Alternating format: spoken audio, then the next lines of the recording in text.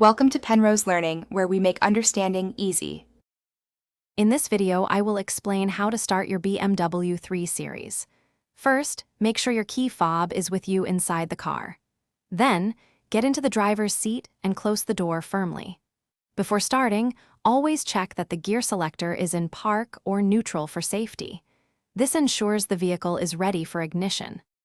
Next, depending on your BMW 3 Series model, you might need to insert the key fob into a specific slot on the dashboard. Once that's done, firmly press and hold down the brake pedal with your right foot. This is a crucial safety step that allows the engine to start, preventing accidental movement. Now, locate the Start/Stop Engine button, which is typically found on the dashboard near the steering wheel. While still holding the brake pedal down, press this button once.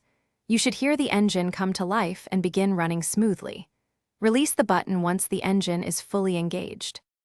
After the engine starts, take a moment to ensure all warning lights on your dashboard have turned off.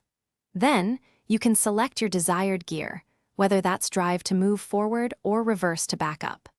Finally, remember to release the parking brake if it was engaged, and you are ready to drive your BMW 3 Series. Thanks for watching. If this was helpful, leave a like and consider subscribing. See you next time.